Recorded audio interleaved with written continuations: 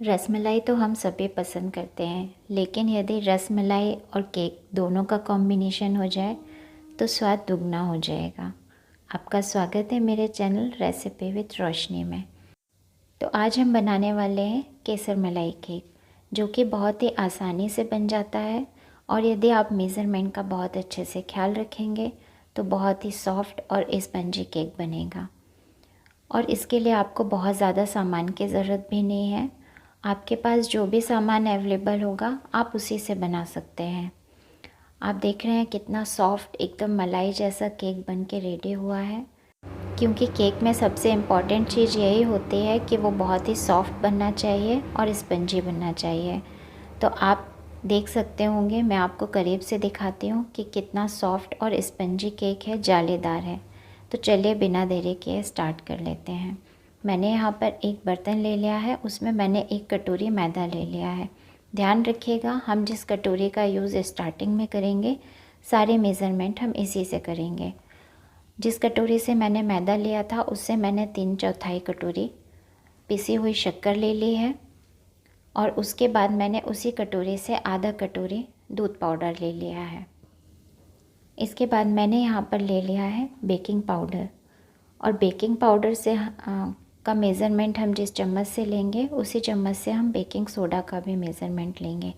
तो मैंने यहाँ पर बेकिंग पाउडर लिया है आधा चम्मच। ध्यान रखिएगा, बहुत ज़्यादा बेकिंग पाउडर मत डाल दीजिएगा, वरना केक आपका बिगड़ जाएगा। अब ये सारी चीज़ों को मिला लिया है मैंने अच्छी तरह से, इन्हें मिक्स करते जाइएगा। और हाँ, यहाँ पर आप ध्यान रखिएगा कि हमें जो शक्कर यूज़ करनी है वो हमें पीस कर ही यूज़ करना है। इसके बाद मैंने यहाँ पर ले लिया है 2 चम्मच बटर। आप बटर को मेल्ट करने की ज़रूरत नहीं है, ऑलरेडी जब हम इसे पकाएंगे तो ये मेल्ट हो जाएगा। बस आप इसे हल्का सा मिक्स कर लीजिएगा। और एक चीज़ का और ध्यान रखिएगा, आप यहाँ बटर का ही यूज़ करिएगा, बटर की जगह ऑयल का यूज़ मत करिएगा। ऑयल से केक का टेस्ट पूरा ख़राब हो जाता है। उसके बाद मैंने जिस चम्मच से बेकिंग पाउडर लिया था उसी चम्मच से मैंने 1/4 चम्मच बेकिंग सोडा लिया है। ध्यान रखिएगा, बेकिंग पाउडर की क्वांटिटी ज़्यादा थी हमारे पास में और बेकिंग सोडा की क्वांटिटी कम है। यदि आप बेकिंग सोडा बहुत ज़्यादा डाल देंगे तो केक का टेस्ट ख़राब हो जाएगा। अब इन सबको अच्छी तरह से मिक्स कर लेने के बाद में मैंने यहाँ पर 1 कटोरी गरम दूध में 8 से 10 केसर के धागे भिगो कर रखे थे।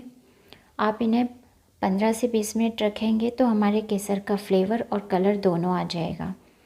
अब ये जो दूध लिया है हमने 1 कटोरी दूध लिया है, लेकिन हमें इसे एक साथ नहीं डालना है, थोड़ा थोड़ा करके डालते जाइएगा और मिलाते जाइएगा। एक चीज़ का और ध्यान रखिएगा कि हमें जो मिक्सचर बनाना है इसे फेंटना नहीं है। यदि आप इसे फेंट लेंगे तो हमारा केक स्पंजी नहीं बनेगा। थोड़ा थोड़ा सा दूध आप डालते जाइए और हल्के हल्के हाथों से इसे मिक्स करते जाइएगा, जिस तरह से मैं कर रही हूँ। तो है ना, इसका मिक्सचर बनाना बहुत ही आसान। मैंने जो भी चीज़ें आप लोगों को बताई हैं वो लगभग सबके घर में अवेलेबल होती हैं, तो आप इस केक को कभी भी बना सकते हैं। आप देख रहे होंगे यहाँ पर कि हमारा जो मिक्सचर है वो थोड़ा गाढ़ा है, तो मैंने थोड़ा सा और दूध डाला था और हमें इसे इतना ही पतला रखना है, ना तो हमें इससे ज़्यादा गाढ़ा रखना है और ना ज़्यादा पतला रखना है। जिस तरह से घोल मैंने तैयार किया है उस तरह से ही घोल आपको तैयार करना है। और आप देख रहे होंगे कि 1 कटोरी दूध में हमारा इतना दूध बचा है, मतलब यहाँ हमारा 1 कटोरी दूध पूरा नहीं लगा है। अब इसके बाद में मैंने इस तरह से एक स्टील का डिब्बा ले लिया है। आपके पास स्टील, सिल्वर जो भी डिब्बा अवेलेबल है आप वो ले सकते हैं। उसमें मैंने घी लगा लिया है चारों तरफ। घी पूरा ऊपर तक लगाइएगा, क्योंकि केक जब फूल के ऊपर आएगा तो वो चिपक जाएगा, इसीलिए घी हमें पूरी तरफ से लगाना है। और हमने जो मिक्सचर तैयार किया था उसे इसमें डाल देना है। और अब हम इस केक को बेक करने के लिए अपना कुकर तैयार कर लेंगे। मैंने इसमें नमक बिछा लिया है। ये नमक मैं हमेशा यूज़ करती हूँ, तो वही यूज़ किया हुआ नमक है। और यहाँ पर मैंने एक जाली रख दी है, आपके पास जाली नहीं है तो आप कटोरे को उल्टा करके भी रख सकते हैं। और मैंने यहाँ पे कुकर का ढक्कन बंद करके इसकी सीटी हटा दी है और उसके बाद में मैंने वहाँ पे उसे प्रीहीट कर लिया था और फिर मैंने वहाँ पे केक का डिब्बा रख दिया था। अब यहाँ पर आधे घंटे बाद मैं चेक कर रही हूँ तो हमारा केक अच्छी तरह से पक गया है।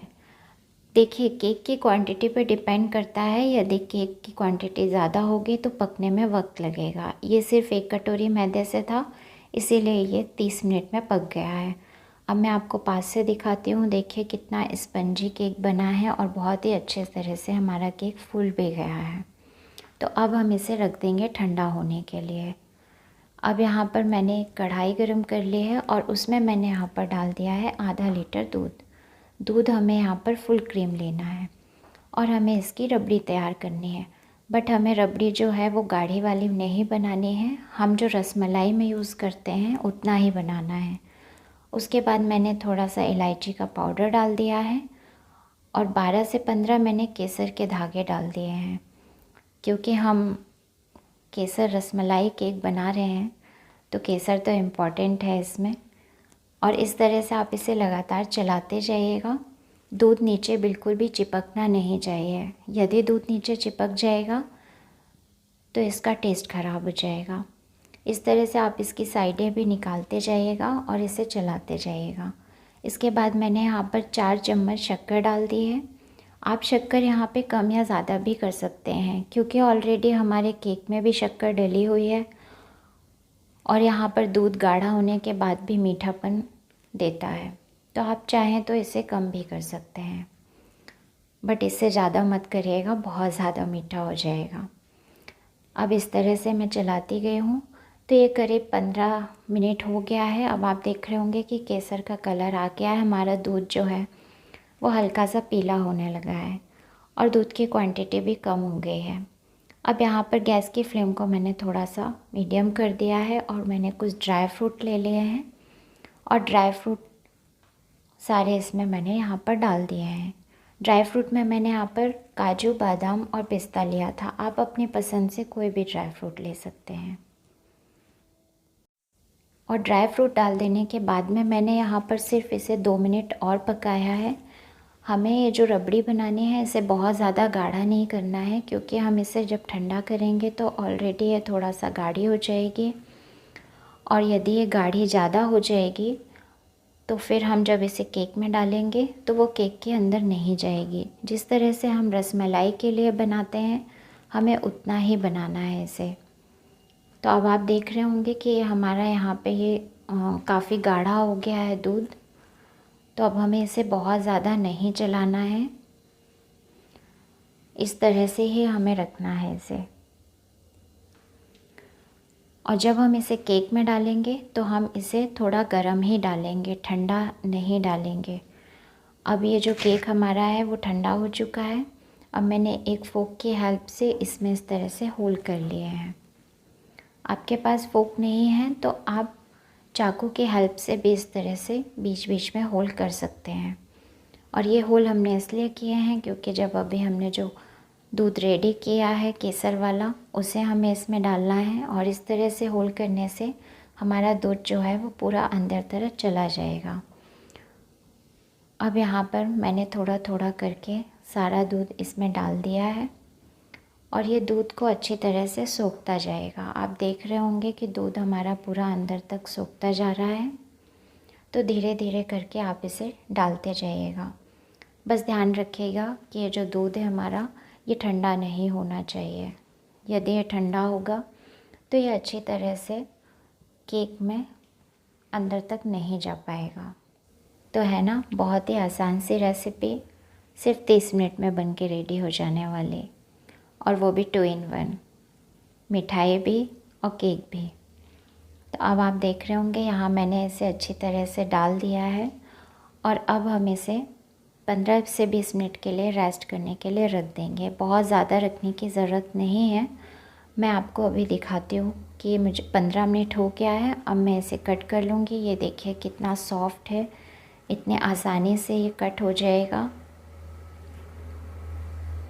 तो एक बार रेसिपी को ज़रूर ट्राई करिएगा। सिर्फ 30 मिनट में आप इसे बना के रेडी कर सकते हैं। आप जब तक केक को बेक करेंगे तब तक आपकी रबड़ी तैयार हो जाएगी और बस आपका केसर मलाई केक रेडी है। तो आप इसे कभी भी बना सकते हैं। और हाँ, ये केसर मलाई केक एक अलग है और जो हम रस मलाई फ्लेवर केक बनाते हैं वो अलग है। तो मैं आपसे वो रेसिपी भी शेयर करूँगी। अब मैंने यहाँ पर थोड़ा सा जो दूध हमने केसर वाला बनाया था उसे मैंने बचा लिया था। हम इसे यहाँ पर सर्व करने के टाइम पे डाल देंगे, क्योंकि दूध हमारा पूरा अच्छी तरह से सूख चुका था। तो जब हम इसे सर्व करेंगे तब हम इसे ऊपर से भी डाल के सर्व कर सकते हैं।